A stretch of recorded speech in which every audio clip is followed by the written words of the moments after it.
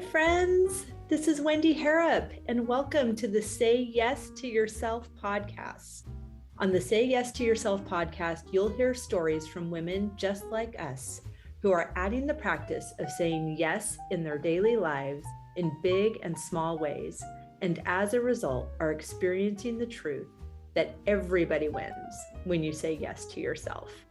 Saying yes to yourself is a graceful unfolding, an intentional becoming of the very best version of you. It is my hope that in these conversations, we are able to find our truth and be inspired and empowered to live our very best lives. I'm so excited to go on this journey with you, and I look forward to finding a bit of our own story in each other's.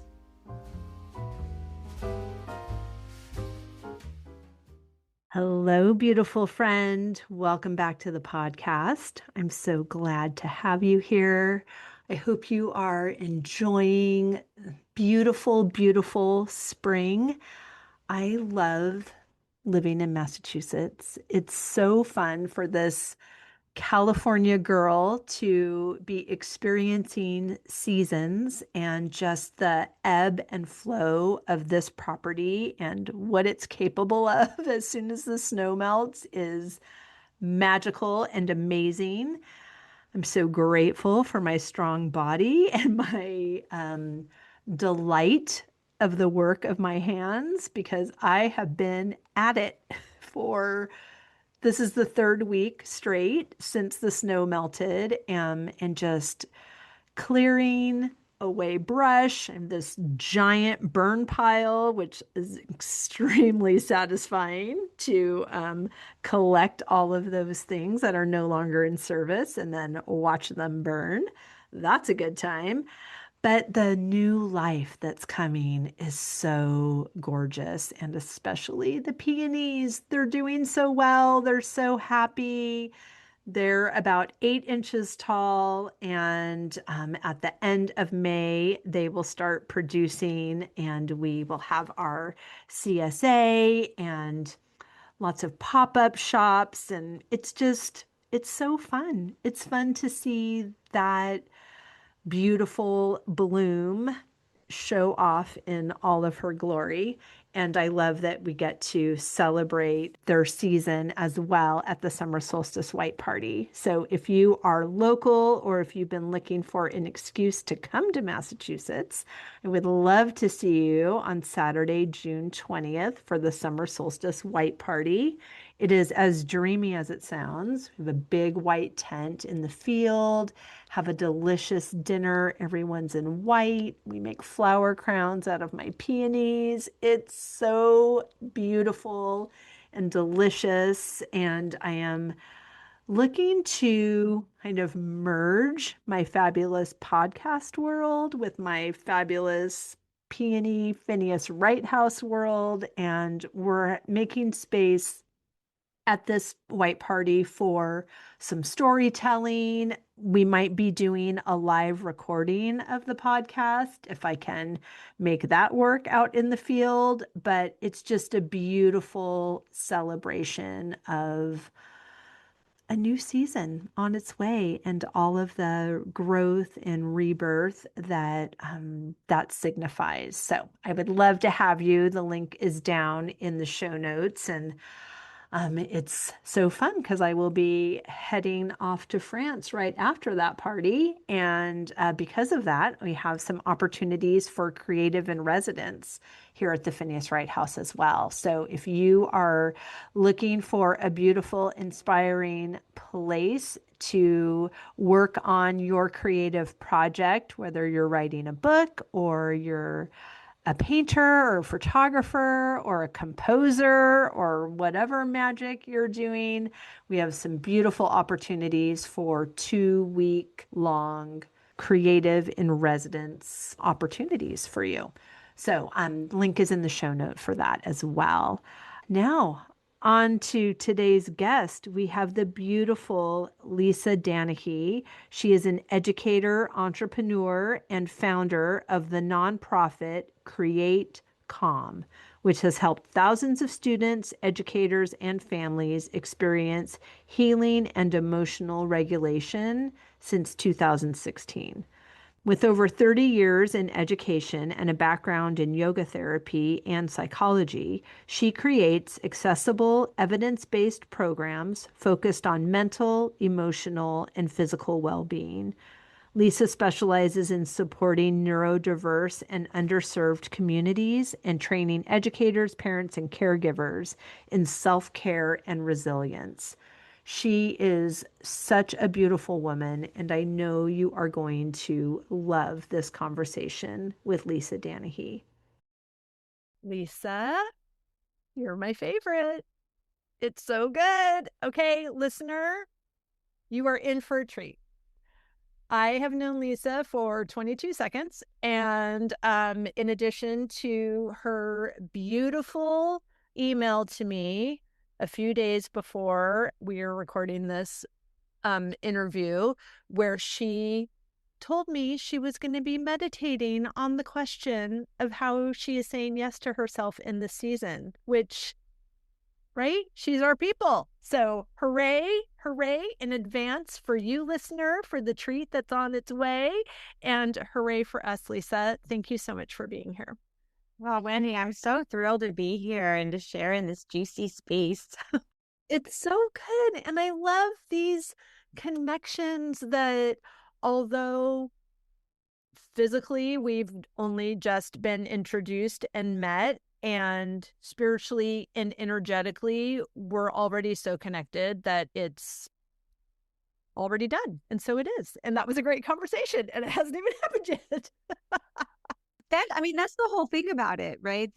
It's the never knowing and the all knowing, right? It's the nothing and the everything, which is beautiful. And we, just before I hit record, we started talking about just the nonlinear path to where we are presently and the women we've become. And it maybe felt like it was happening to us rather than for us, or it was just a combination of things that didn't really make sense. But when we look back on it, it makes so much sense. In fact, I was just telling one of my clients, she's building a business, but she's been at it for a while, but she's taking it to the next level and inviting clients into her world.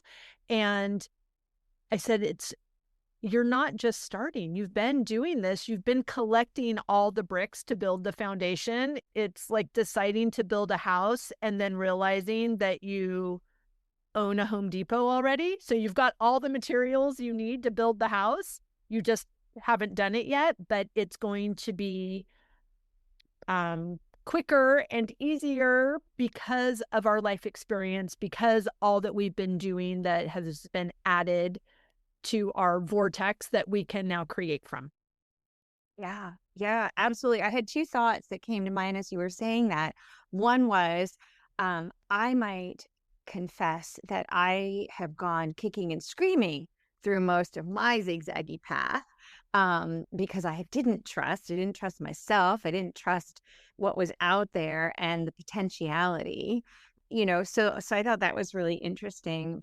But the other thing is this notion of women having to let go of who they were to be who they are going to be, and it's not. And I think it's for all people, but mostly women, because we're so tied to roles. Mm-hmm. As we're growing up, we are really culturally created in a space of, you're going to be this, and this shows that you're somebody, and this is who you are, and you start to identify by the roles, not by your identity.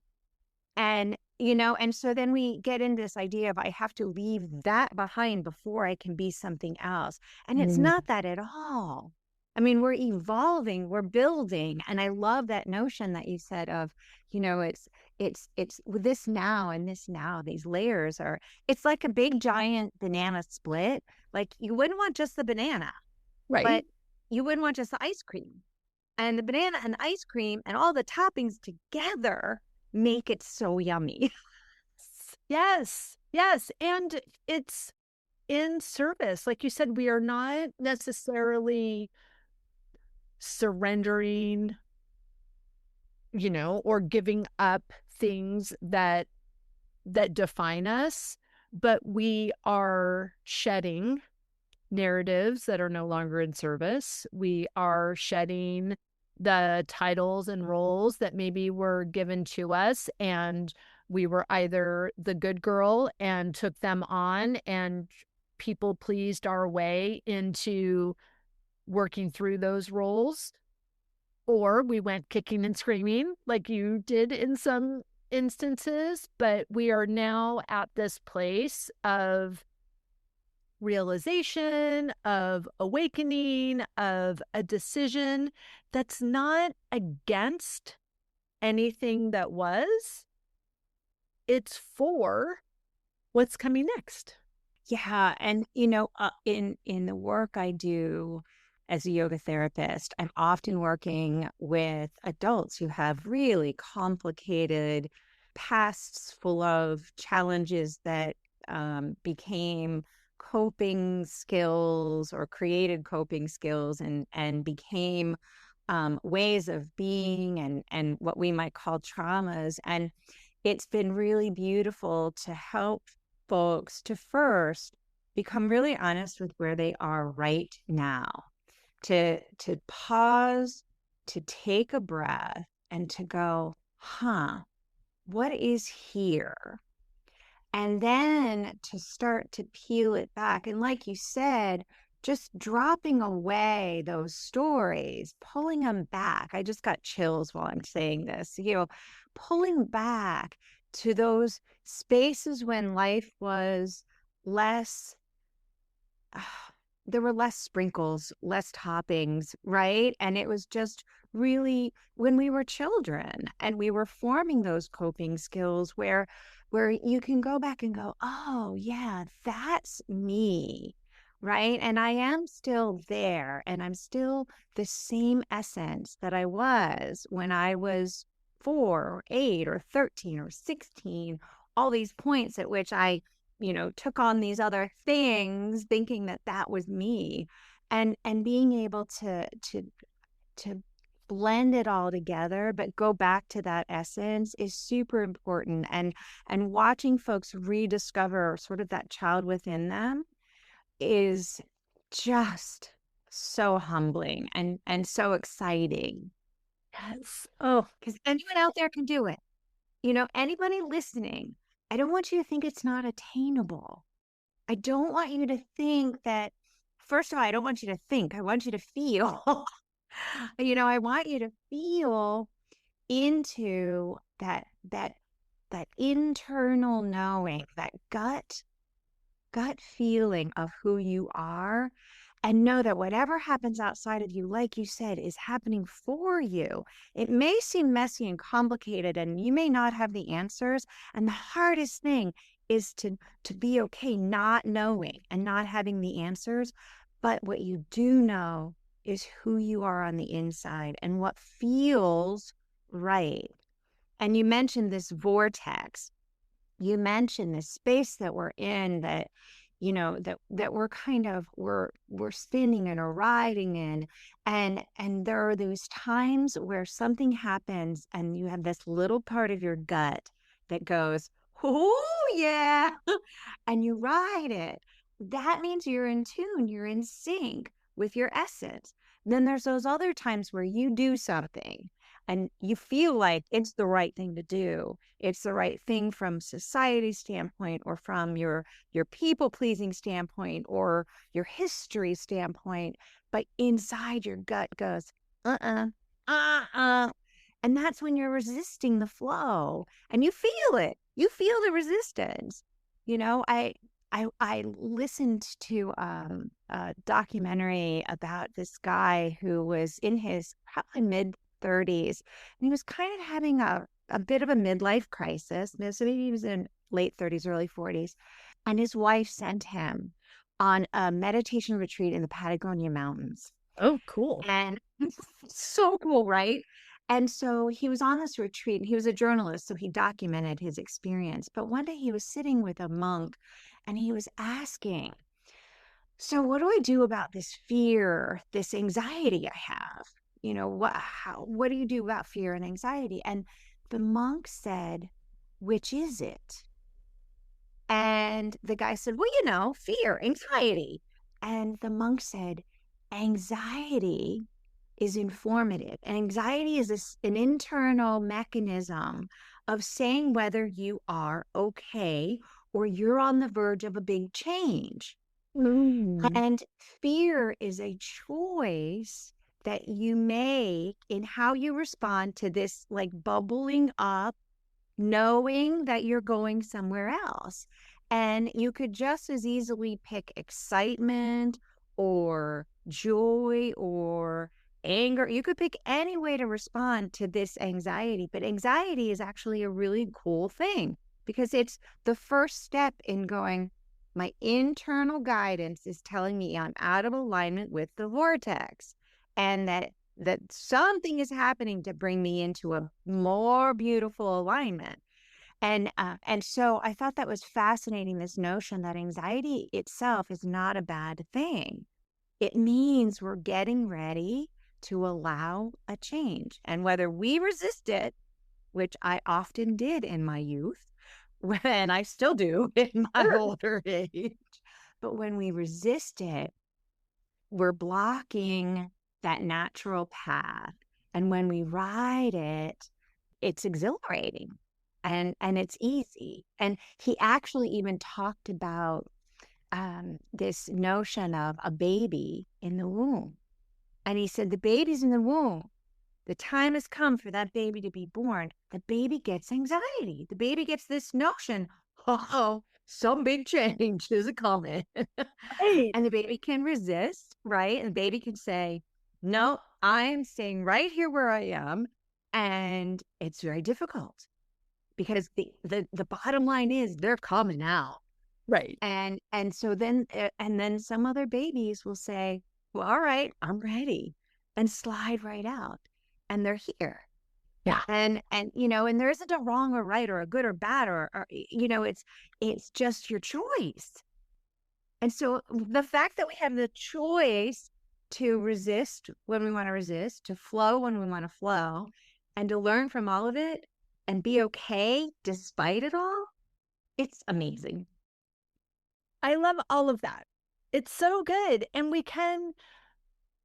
it's this learning, this unfolding, this becoming a person who trusts those feelings and what they're trying to tell us. And for me, mastery comes from repetition. So I keep practicing. I don't always get it right, but the contrast is helpful when I make a decision or I continue on a path of thoughts that doesn't feel good, then I can course correct. I'm going to get another shot. Now, if I go down that road and it happens to be a day I'm recording podcasts, and then, the cleanup is a little bit more laborious. I don't just have to clean up my thoughts. I have to re-record. I have to issue apologies. I have to, do all of these things. There's a lot of editing.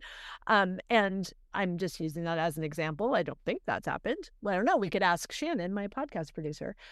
But the practice of that is what I do on the other side of that even is, do I make myself feel wrong or be wrong that I had this experience and, went down this road that ended up not feeling good?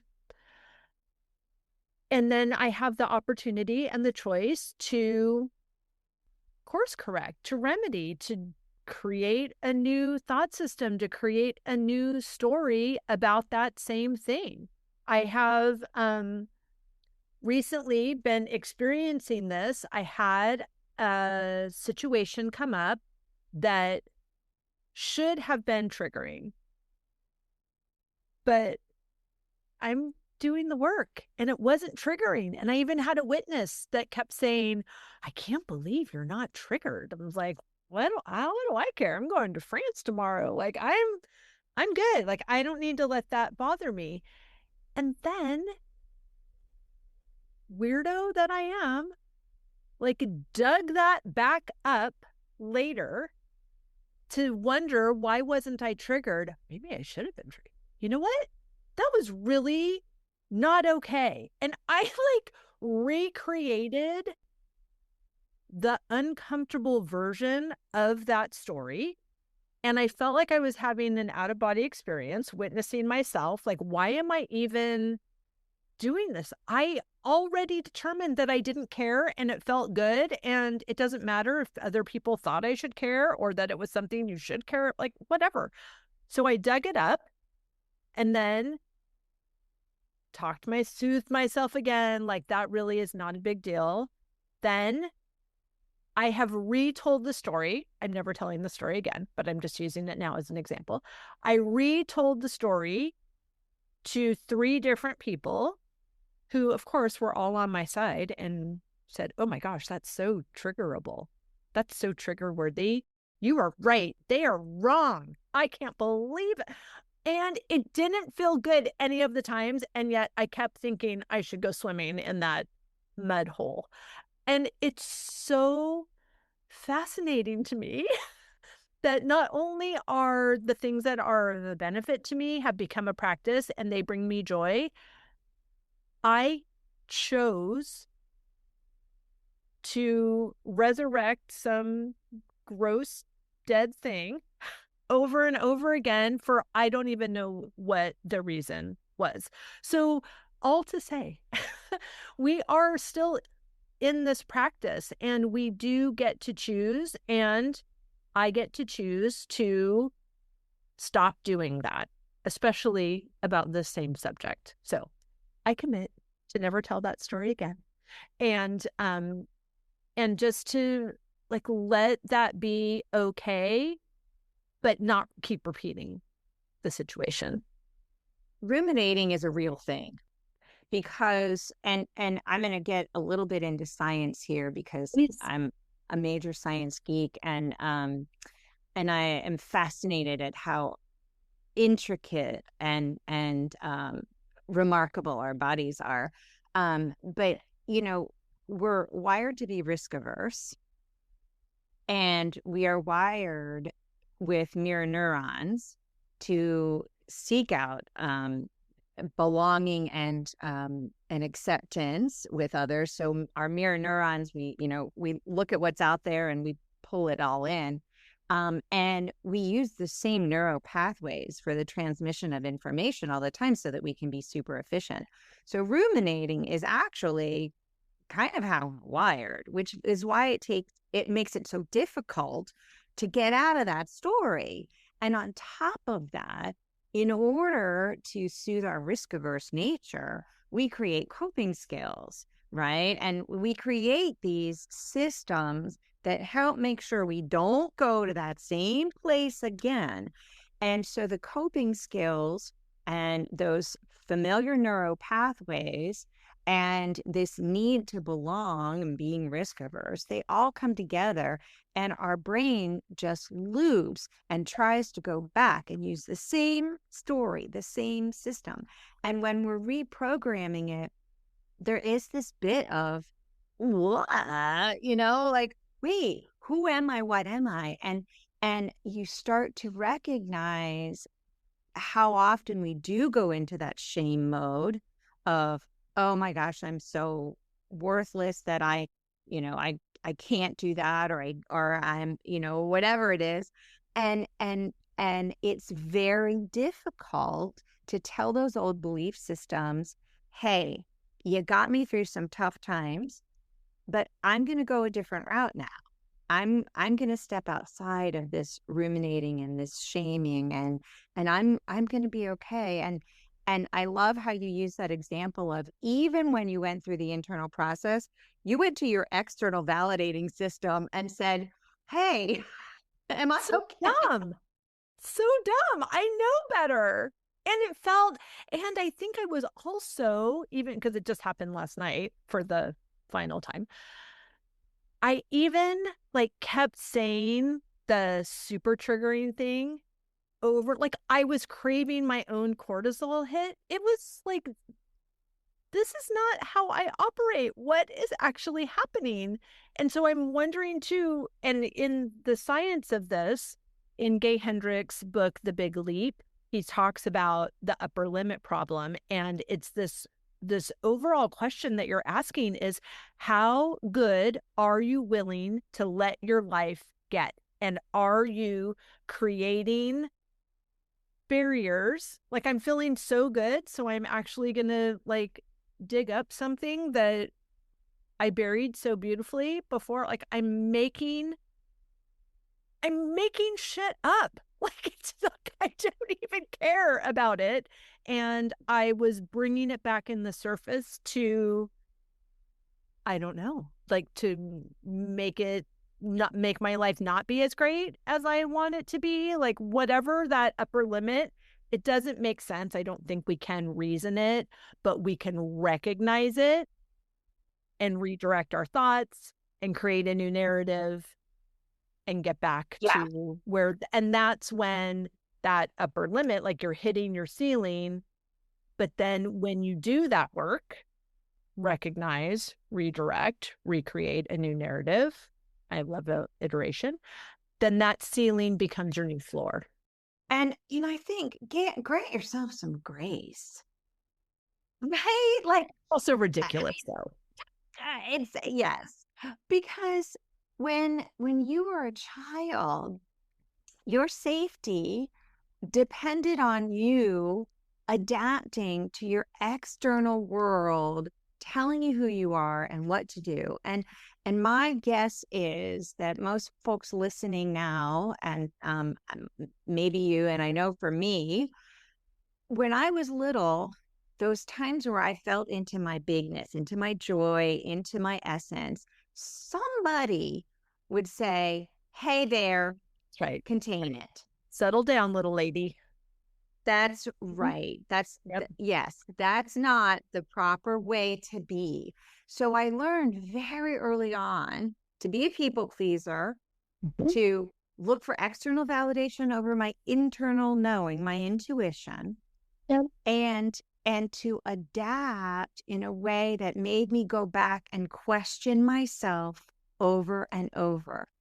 A friend of mine wrote a book, The Yoga Way to Radiance, and she tells this story of this mom and little girl, and they're driving in a car, and they just came from a birthday party. The little girl's about 4 years old, and they're having a really nice day, and all of a sudden, someone drives them off the road, and they're now in a ditch. The car is okay, they're okay, but they're really shaken. And the little girl is crying in the back seat, and mom is really, just overwhelmed. And the little girl says, "Mommy, mommy, what happened?" And the mom says, "Nothing, honey, we're okay." Mm. Which we've all done. We've all done it to our family, our friends. You're okay. But guess what happens? When I tell you you're okay and the inside is saying you're not okay, all of a sudden it causes you to question the inside voice and to squish it down. And I know myself personally, I have done that my entire life. I will Mhm. feel a way and someone will tell me, "Oh, that's not how you're supposed to feel," or "That's not how you do it." And I go, "Okay," because I'm so conditioned to think that they know more than me, they're smarter than me, they're more powerful than me, that somehow my safety is tied to me doing it the way they do it. And I'm learning as I've grown older and gotten farther away from that, that I need to come back to that little me and say, "I get it. Back then you needed to do that to be safe. But today, right now, I'm going to be my big, wild, unique, authentic self." Received. Thank you so much. Thank you. Thank you. That is beautiful. Okay. This is what I was supposed to start our conversation with, but I couldn't help. I had to dive right in. How are you saying yes to yourself in this season? I think that's it. I think, I did bring this into my meditations over the last couple of days, and it was so joyful. It was so really great because Like you said, you witness these contrary notions and messages that come in, and you go, is that true? Oh, no. And then you go on and you figure something else. And I think it's that realigning with my essence, realigning with the fact that if I slow down, that's the other thing I think. I'm at this place in my life where I'm allowed to go a little slower, right? It's Mm, and so I'm taking advantage of that. So I'm saying yes to the slowing down instead of saying, "Oh, I'm at this point in my life where I'm not as meaningful to people. I'm not doing as much. I'm not as, noticeable." Well, guess what? When I slow down, I'm even more noticeable because when I slow down, I become present. When I become present, I can feel into the ways that align more with my values, mm, with this openness and allowing of things to unfold without me having to have control and answers, mm. um, and to feel That's back the in my work. essence. Yes, it is. It Uh, is. It is work. It is really careful work. And I don't think we can do that work going 100 miles an hour. right, right. And to know that it's safe to slow down. It's, Yeah. I mean, that is something that I've been like my higher self is whispering to my current self over and over again, even to the point, I mean, it might have been over a year ago. I wasn't feeling well. I'm not available for illness. It's Yeah. just off brand. And I'm not like, I have too many fun things to do. Can't be sick. Love that. But this was a time that I was under the weather, and it was not, that's not common for me. So I was resisting even the effects and the calling. And a dear friend of mine said, I think your body is telling you that it needs time and space and rest. And so I was responding to her in a voice note, and I said to her, I just want to thank you so much. That was really beautiful reflection and insight. And just to remind myself that it is safe to be at rest. And when those words, like I feel it right now, when those words fell out of my mouth, like I sobbed. Like I was like, oh, I is it like clearly my body wants my brain to know that it is safe to be at rest. And I'm still picking up that bag even though it doesn't have my name on it. Like, and I'm still shaking it. Like, are you sure? Are you sure it's safe to be at rest? And even last year, my phrase for 2025 was let it be easy.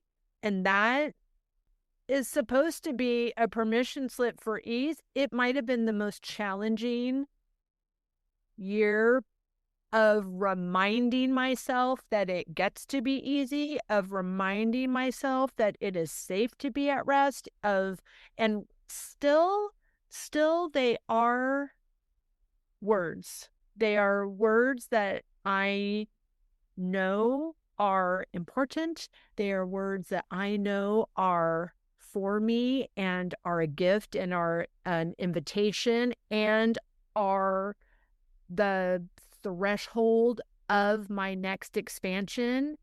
And yet, I need more reminders that that is actually true. Right. Yeah. Well, very often what we speak to others is the message we need to receive. Always. It is being channeled to us because language is such an important part of our culture. If language were not a part of our culture, it would be communicated energetically. And Right. and and I think what happens when you get to midlife your body is making these huge changes, and you are moving from this more physical space to a more energetic space, so you are able to notice, and so you are able to start communicating energetically as well as verbally. But I think you're right. I think your words are often, I know for me, my words, very often I can see the message that I'm giving myself. And I think it's beautiful. And I have to go back to this notion of rest, because that is at the core of what I teach, in the schools with the kids that I work with, and in my yoga therapy sessions, because I feel, as a society, we've misunderstood what rest is, and I think people associate it with sleep. And to me, sleep is a very busy time. It's a place where we're reorganizing, where we're regenerating, where we're redesigning this physical body. We're quite literally digesting and moving and growing. And so to expect that the rest is going to come in this period of sleep is a little misleading. And yes, there are moments of rest in the process of sleep, but I think rest really comes in the slowing down. Rest comes in the creating space, the breath. Rest comes on the exhale. And physiologically, again, getting back to a little bit of the science, you have the sympathetic and the parasympathetic nervous system. The inhale activates the sympathetic, a super important thing. It's energizing, it's activating, it's connecting us. The exhale is the parasympathetic, the calm down, the rest response. And when we're hyper vigilant, when we're go, go, go all the time, we become in this chronic state of stress. We're inhale, inhale, inhale, inhale, inhale, shallow exhale. We're trying to go, go, go, go, go. But it's when the exhale comes, when we slow it down, again, it creates the space to go, oh, it's what I call the integration. It's the integration of all the experiences. So I remember going to my very first yoga classes years and years ago, and it was so painful to get to that relaxation part, because I Mm. thought, I'm not going to just lay here. What a waste of time, right? Well, then the more I did it, the more I appreciated that there was this opportunity to integrate the experience into my body. Mm. The movements, the muscle memories were created in the space of stillness. The mental memories, the release and the rebuilding of who I was from a cognitive and emotional standpoint happened in the stillness. It Mm. happened in the rest. And rest was my entry to meditation. Oh, that's And beautiful. I know so many people who try to force meditation. They run, run, run all day long, and then they go sit down, and then they expect the mind and body to comply. Well, I promise you, if you do some intentional movement, some intentional conscious breathing, take a couple minutes and be still and rest. I promise when you sit back up, you will be in a space where you can receive the practice of meditation, where you can speak to yourself, you can speak to the energetic space around you, and you can receive and give messages in ways that you've never known are possible, but have always been available. That's so beautiful. And what a gorgeous invitation. It is countercultural.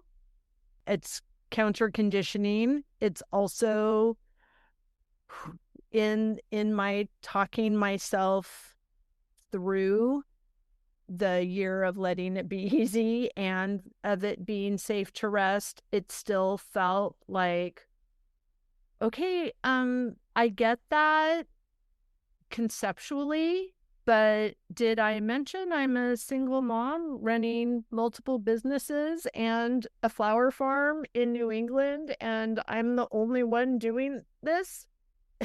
Like how is rest even an option? And so I think that what this exhaling is an invitation to practice that it's safe multiple times a day. And this invitation to have intentional, gentle movement, to slow down everything in our nervous system, to even have the longer exhale, to breathe through our nose, which tells us that we're safe, and to really implement these practices. I think sometimes in the hearing of it, I could, in this example, compare my giant list of to-dos to this invitation to rest and say, there's no way that this little line item is going to somehow make these multiple line items go away. But I know that in a different realm, like in the space where my body is restored, where my mind is restored, where I am open to receive the messages and the ideas that are here for me. It's the opening of inspired action, and it's the inspired action that makes that long list of to-dos happen, or support comes and somebody else does it, and like all of these things that are happening. And I think sometimes we feel like, well, yeah, I would love to do that breathing and yoga situation and meditating, but I'll have to wait until I go on sabbatical for work, or my kids are in school or leave for college, or my husband goes on a business trip. And it's, instead of waiting for the conditions to align with the practice we desire, it's stepping into the practice we desire. And as a result, the conditions might not align, but we become unconditionally aligned in our own practice, and then everything changes.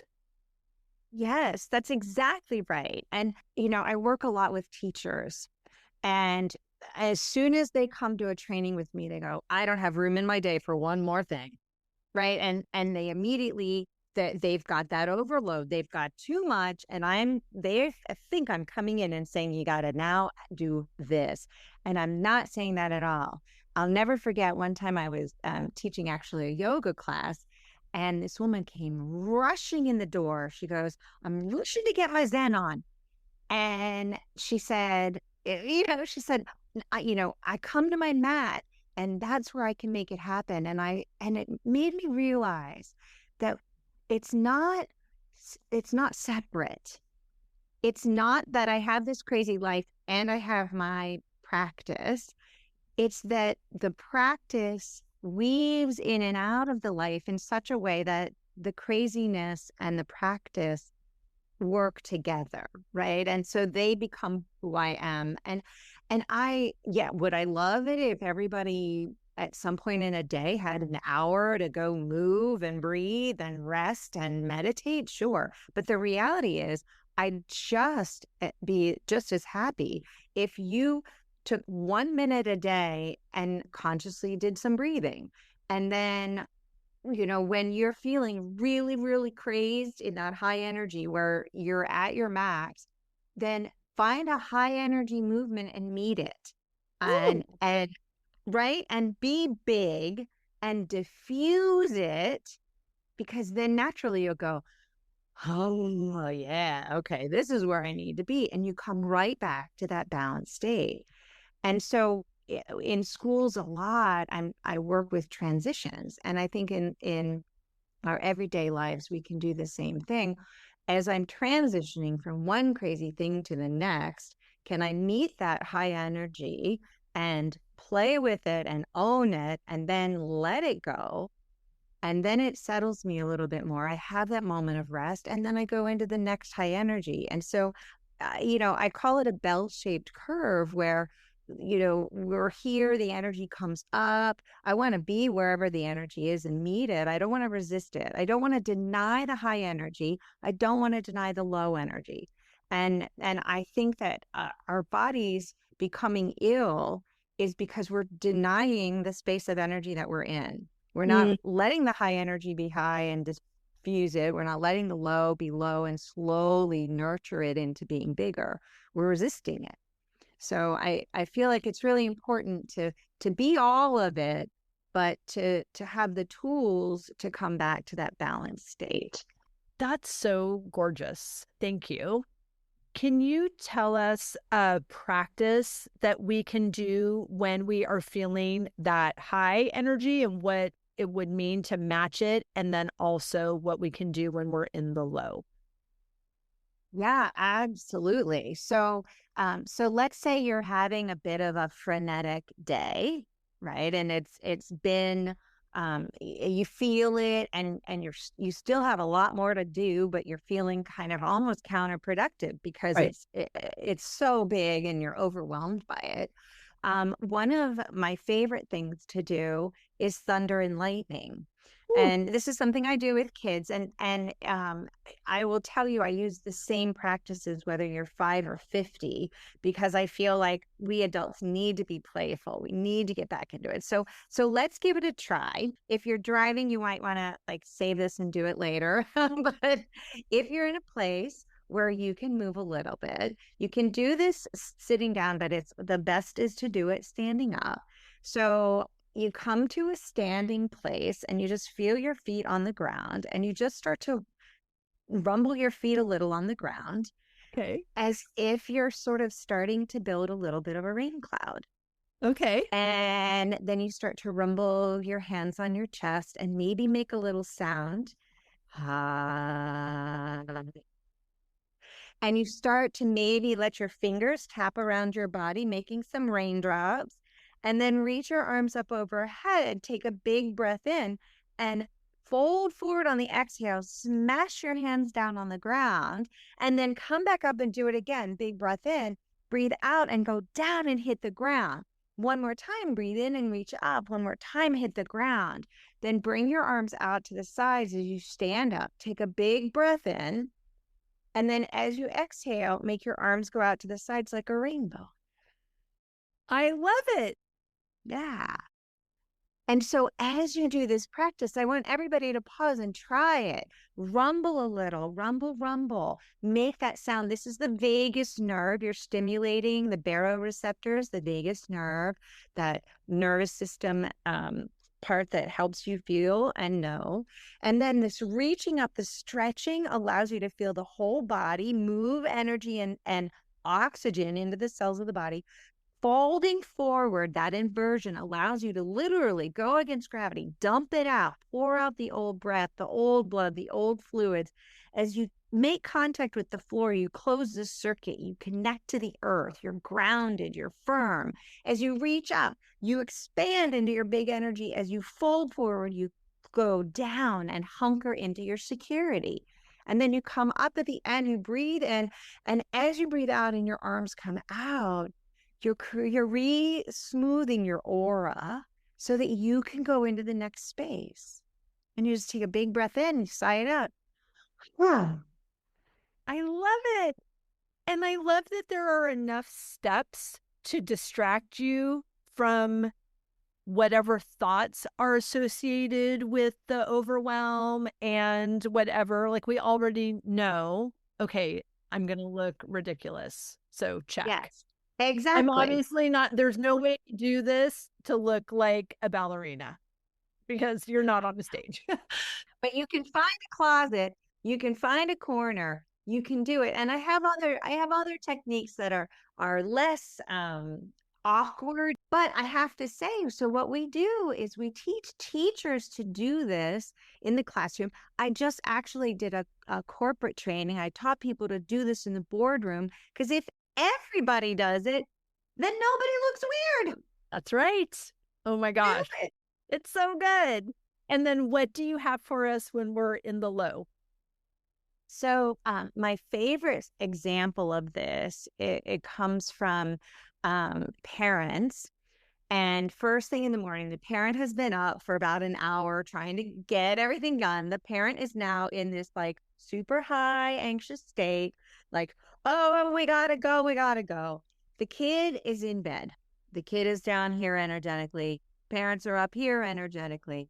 The parent opens the door and says, come on, come on, come on, come on, let's go. And the kid has low energy.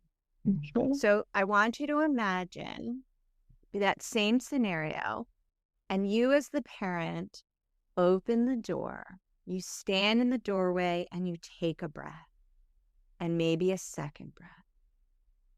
And then you go and either in the bed with your child or on the floor next to your child, you curl up in what we call a turtle shell. In yoga, it's a child's pose. You sit on your shins and you fold your belly under your thighs. You press your forehead on the floor and you just slowly breathe.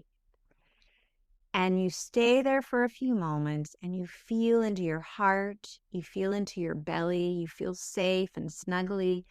And then slowly as you breathe in, you sit up and you stretch. And you yawn.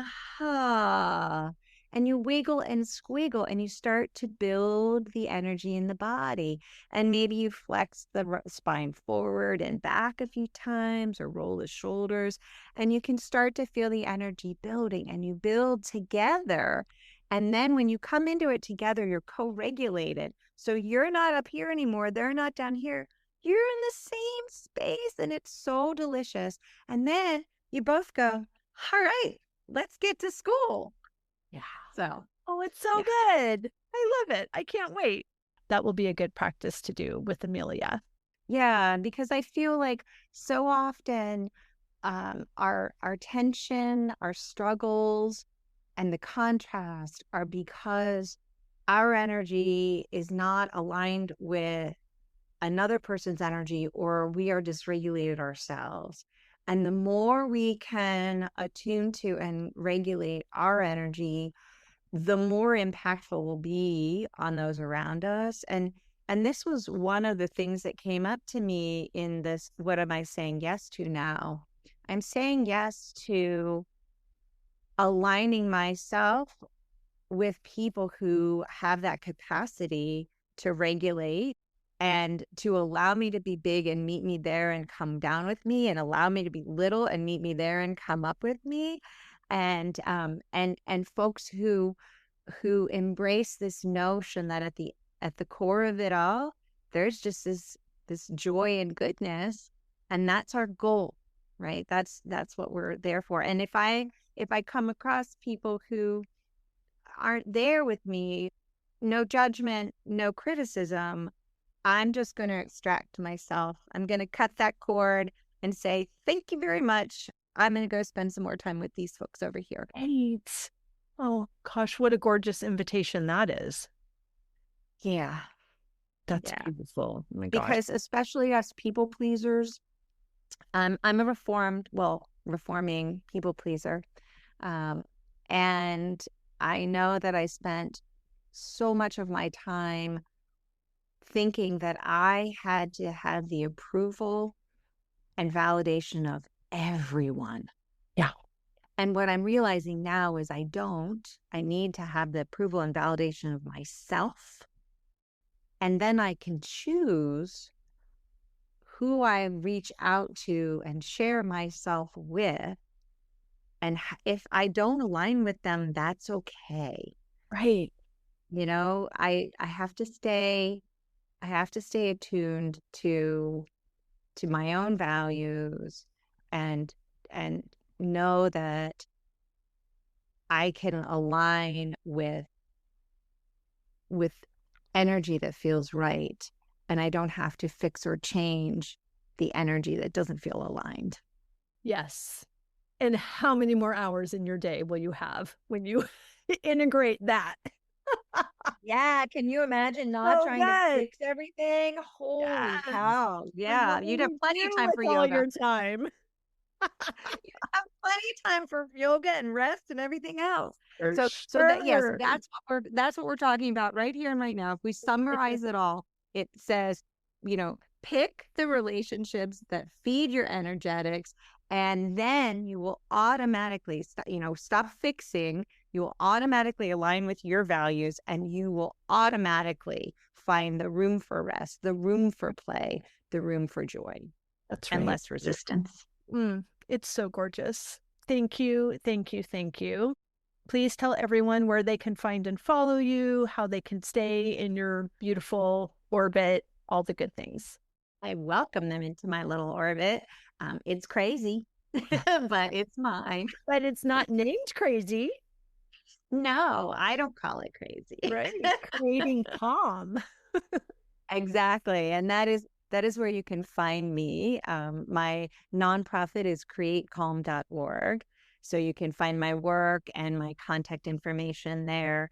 If you're interested in the practices that we talked about today, you may want to pick up a copy of my book, Creating Calm in Your Classroom.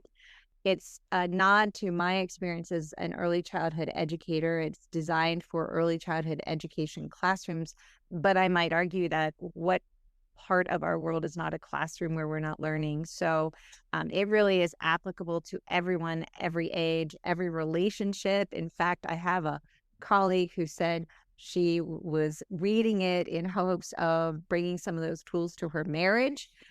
So Creating Calm in Your Classroom is there for everybody. And you can find me definitely on social media, either Create Calm or Lisa Danahy. Yoga Therapy with Lisa Danahy is my handle on social media. So perfect. Well, we will link everything down in the show notes. Thank you so much for your time, Lisa. I have loved this conversation. I have too. And thank you for the beautiful work that you're doing here in the world, and the permission and the invitation that you open up through this podcast for people to know they can be their best and most beautiful, joyful selves anytime. Thank you. I receive all of that goodness.